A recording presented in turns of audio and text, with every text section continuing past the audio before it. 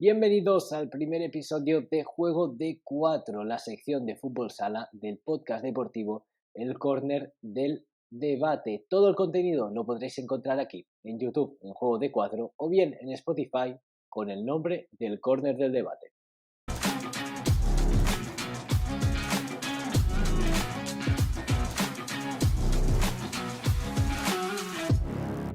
Y hoy tenemos con nosotros a Álvaro de Chaps. Nos hacía mucha ilusión tenerlo aquí, más que nada porque la representación es un tema que está caliente en el fútbol sala y sobre todo en el fútbol sala base, así que te damos las gracias por la facilidad de conseguir esta entrevista, Álvaro. Nada, gracias a ustedes por la oportunidad y por invitarme al podcast. Primero de todo, la gente no te conocerá o mucha no lo hará. Eres el CEO de Global Five Management. Quiero que nos expliques un poquito qué es esto de Global Five. Bueno, Global es una de las dos agencias que tenemos, la cual está más enfocada en jugadores profesionales o con trayectoria profesional. Lo que hacemos es básicamente pues, asesorar al jugador en ámbitos deportivos y también fuera de su rol deportivo, ¿no? Es decir, en el día a día, pues, no sé, me pongo ejemplos un poquito a grosso modo, pues a lo mejor cómo llevar un poquito la economía una vez que ya empiezan a tener un salario elevado para el día de mañana pues poder invertir en otras facetas, bueno, pues psicológicamente, ¿no? Que al final nos centramos mucho en el mundo del fútbol y pues también guiamos a los jugadores a través de la psicología. Este año, gracias a Dios, no nos ha hecho mucha falta, pero sí que también lo manejamos. Y básicamente es eso, un soporte, resumiendo, un soporte, una ayuda al futbolista profesional amateur o que esté en categoría base con una trayectoria ascendente que pueda llegar a ser profesional. Claro, porque ahora mismo, ¿a cuántos jugadores representáis o asesoráis? Estamos en pleno recuento, pero aproximadamente andamos en 100 jugadores entre las dos agencias. 100 jugadores de fútbol sala, nada más, porque también llevamos fútbol 11, aunque llevamos poquitos jugadores, trabajamos más la intermediación en fútbol 11. Entonces llevamos unos 100 jugadores que está dividido en 5, bueno, 4 colaboradores, 5 ahora que acabamos de adquirir o de contratar o de añadir a la infraestructura a Mirko, un nuevo integrante que se encargará del mercado italiano. Sí, sí. Y también te quería preguntar, porque entiendo que tenéis jugadores tanto de profesionales, de primer nivel, como jugadores de base que no es que estén empezando, pero tienen 15, 16 años. Entonces, ¿qué diferencia de servicios hay entre un tipo de jugador y otro? A ver, es una pregunta bastante buena. La verdad es que la diferencia, sobre todo, se enfoca en cómo tratas al jugador. Veamos distintos ejemplos. Yo diría que tenemos tres roles. El primero está en el jugador de categoría base, ese de 15, 16 años, y el segundo luego está el jugador que ya tiene cierta edad, 22, 23, 24, 25, que tiene un rol profesional o que tiene un rol semiprofesional, porque aunque digamos amateur, en verdad en España siempre somos semiprofesionales, incluso sin cobrar nos tratan como profesionales, ya sabemos el nivel que hay en España y la exigencia. Entonces, el foco en el mundo de la categoría base es sencillo, es apoyar al jugador, que se sienta apoyado y guiarle en su toma de decisiones deportivas. Y evidentemente hacerle entender que el fútbol sala no es solo un proyecto deportivo de futuro, sino que también puede ser un proyecto laboral, aunque no ganes dinero, como por ejemplo la cuantía de contactos que se conoce, ¿no? En el mundo del fútbol sala y las sinergias que se crean, ¿no? Entonces, pues se le apoya un poquito y también se le baja un poquito a la realidad, ¿no? Cuando luchan por ser profesionales, pues también se le va acomodando psicológicamente a la dificultad para que luego no haya pues problemas en un futuro y que, pues, que el chico lo pase mal, incluso deje el fútbol sala o el fútbol, ¿no? Y luego en el tema profesional, semiprofesional, amateur, pues sí que es verdad que tenemos en cuenta pues si el jugador se dedica exclusivamente a ello, ya que no es lo mismo dedicarte 8 horas a ello y trabajar solamente para el fútbol sala que tener una vida personal aparte laboral, ¿no? Como puede ser pues que por las mañanas trabajes y por las tardes pues te toca a las 9 de la noche entrenar y salir a las 10:30 entre que cenas y todo, pues a lo mejor te acuestas a las 12 y al día siguiente a las 7 de la mañana tienes que estar despierto. Entonces trabajamos un poquito el método nuestro de trabajo en este caso es un poquito más hacia el futuro. Es decir, cogemos al jugador que no es tan profesional y le enfocamos para el siguiente año el poder dejar a lo mejor sus trabajos y tal de manera temporal, ¿vale? Es decir, que viva una experiencia en Italia, en Francia, o que siga creciendo si es un jugador joven, porque te digo, es que depende de la edad y tal, si es un jugador joven, pues a lo mejor sí que enfocamos un poquito en que aguante un par de años siempre teniendo una red, que es el trabajo, y intentando ayudarlo, guiarle en el sentido de que tenga un buen rendimiento físico a través de la alimentación, o en otro caso, que vaya al gimnasio a las 6 de la tarde aunque esté cansado, intentar motivarlo un poquito, ¿vale? En ese aspecto. Pero es lo que decimos, al final el jugador que tiene un trabajo aparte es un poquito más complejo. Y esto, ojo, que puede pasar tanto en primera división como en segunda B, ¿eh?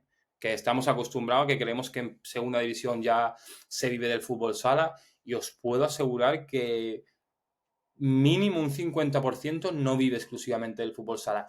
Y en primera sí que viven, pero recordar que también hay muchos chavales jóvenes que están pues con sus estudios, que eso volveríamos a categorías bases, se trataría un poquito igual, ¿no? Pero ¿cuántos chavales hay en primera división con 19 años que simplemente entrenan, ¿no?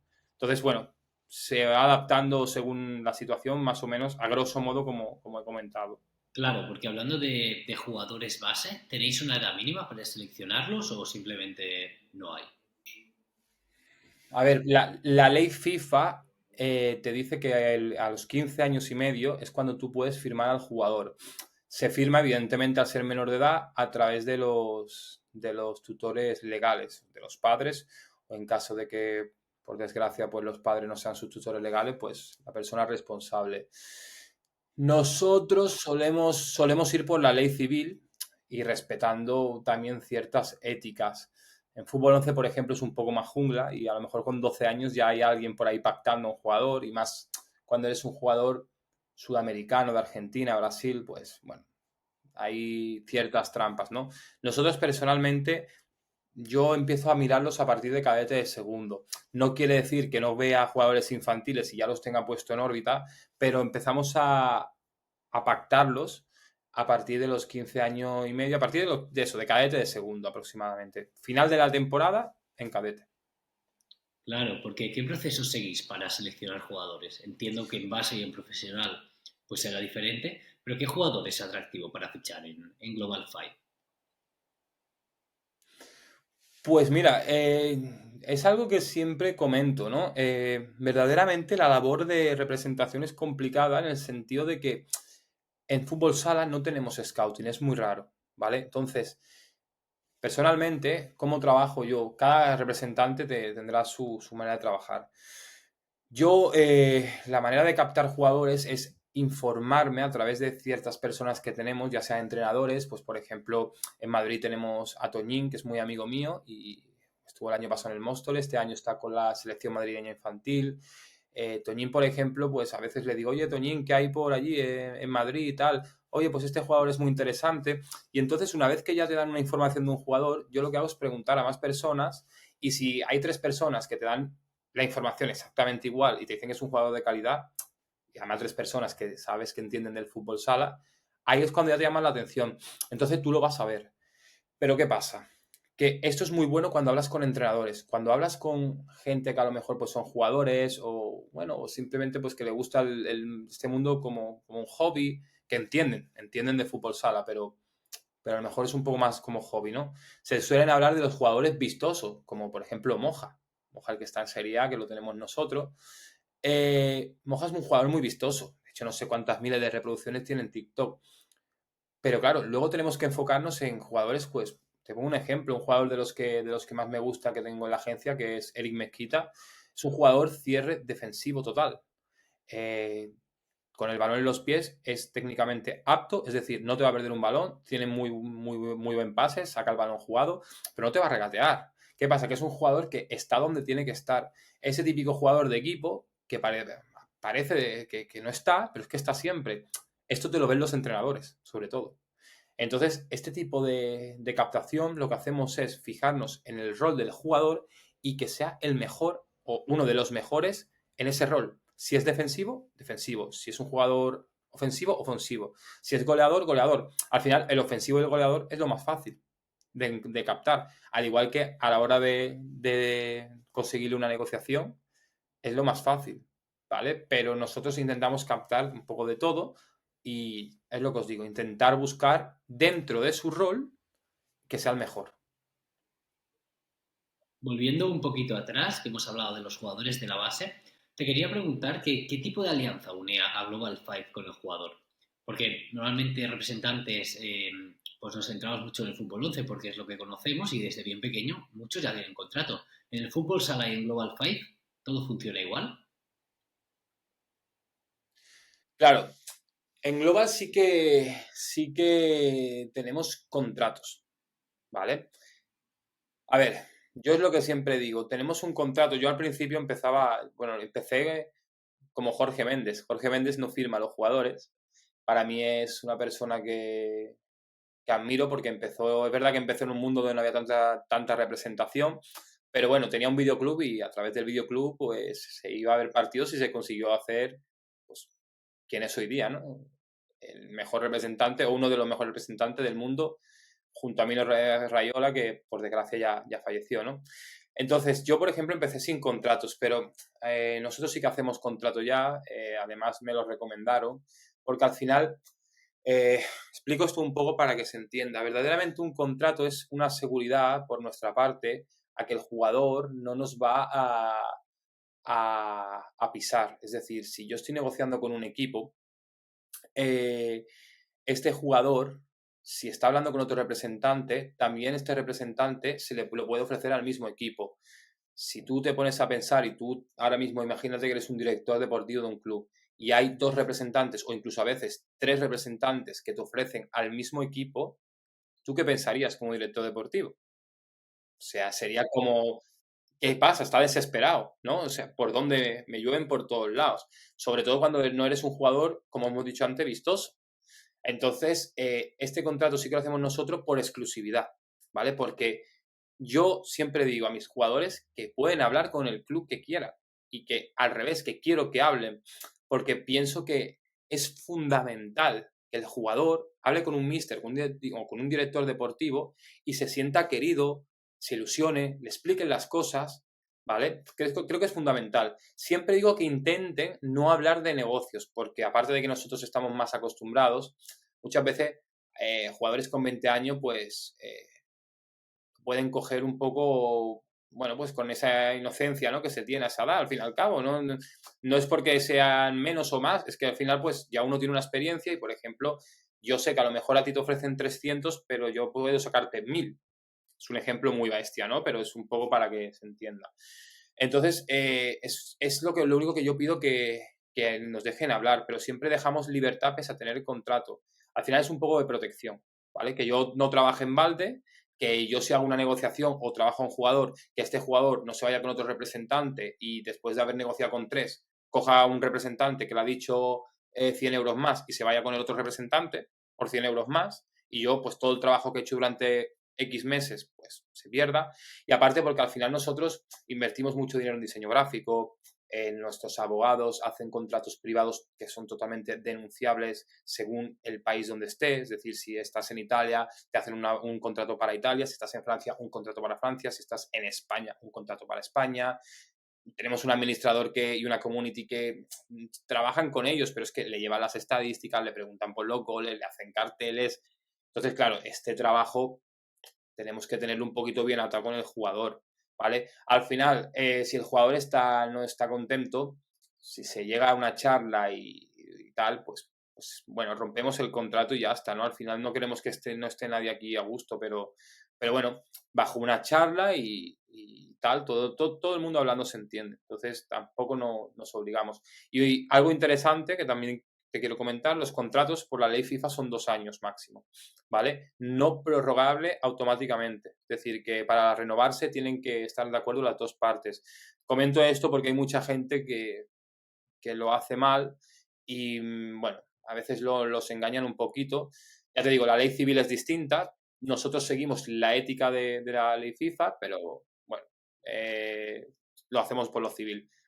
Vale, quería dar este dato porque es algo que me preguntan muchas veces y así los jugadores están un poco más informados. Pero aparte de Global Five hay otras empresas de representación en el fútbol sala y parece que cada vez haya más o que más jugadores estén representados. ¿Por qué crees que ha venido este boom? A ver, verdaderamente sí que es cierto que cada vez parece ser que hay más. Creo que en el mundo del fútbol sala esto viene debido a la facilidad que hay hoy en día de meterse en este nicho de mercado. Además, es un mundo donde nos conocemos todos. Entonces, el crear una empresa de fútbol sala es sumamente fácil, ya que pese a lo que nos hace creer la FIFA de que tienes que tener una titulación FIFA, verdaderamente bajo nuestra ley civil española, no hace falta. Por ejemplo, en Italia la ley de Italia te pide, si no recuerdo mal, una titulación que es el CONI. No sé cómo se hace porque eso son para los italianos.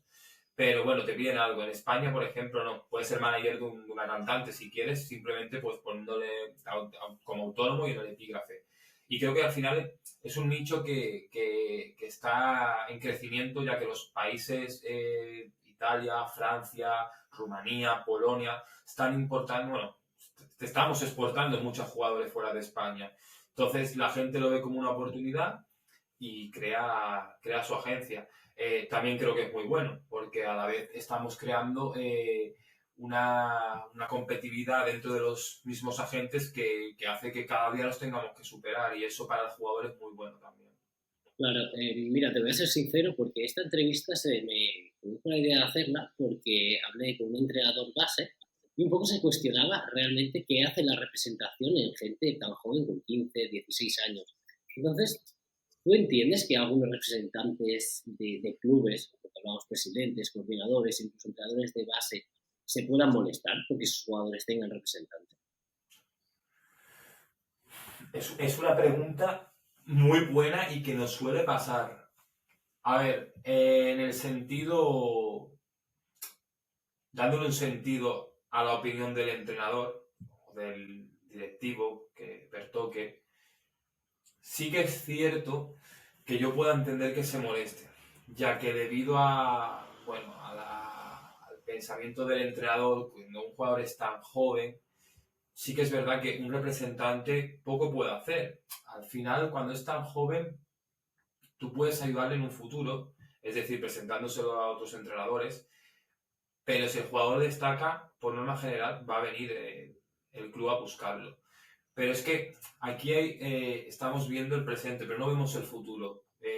Un representante, cuando un jugador tiene 16 años, por ejemplo, lo que debe hacer no es solo guiarle a tomar decisiones, porque yo tengo situaciones donde el mismo jugador de fútbol sala se ha planteado irse al fútbol y a lo mejor, gracias a mí y a decirle, oye, pruébalo porque si no te vas a arrepentir el día de mañana, ese jugador ha dado el salto a fútbol 11. Luego podrá salir o no podrá salir, pero por lo menos no ha perdido su infancia y no se queda con esa espina clavada.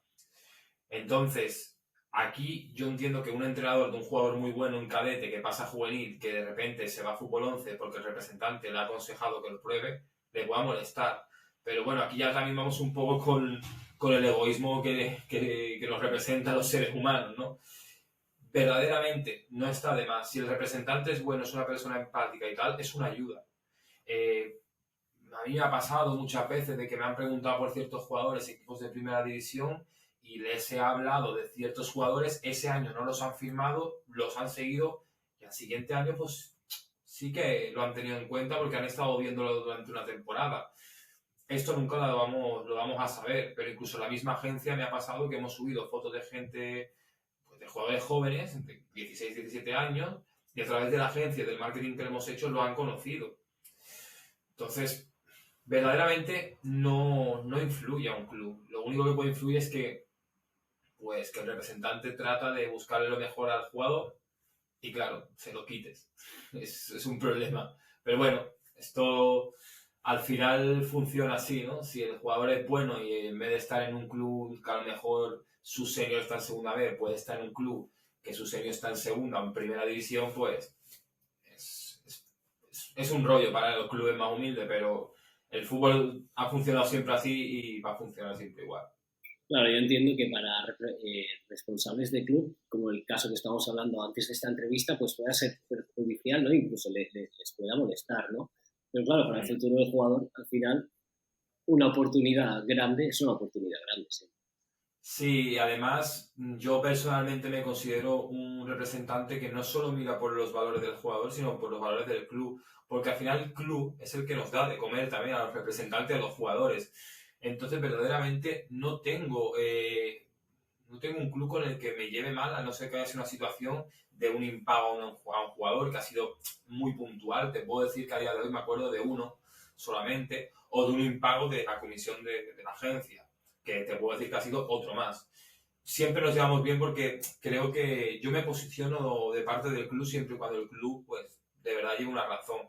Así que a veces también los mismos representantes nos buscamos que nos hablen y que hablen más de nuestro trabajo, porque solo miramos por el jugador, solo miramos por el jugador, solo miramos por el jugador, pero hay que recordar que los clubes son los que también dan de comer al jugador y al mismo representante. Entonces, verdaderamente tendría que ser beneficioso para ambas partes. Pero bueno, esto es lo ético y ya luego lo que pase en las oficinas es otra cosa. Claro, otro factor que quizá preocupa más a entrenadores, esto es un poco, supongo que depende del jugador, pero ¿crees que el tener representante, el ego del jugador puede aumentar y creerse? ¿No? Sobre todo en 15, 16 años, ¿no? Supongo que es cuando más, siendo cadete, el pasa juvenil, cuando más se pueden creer. ¿Crees que puede ser perjudicial que un jugador tan joven pueda tener representante?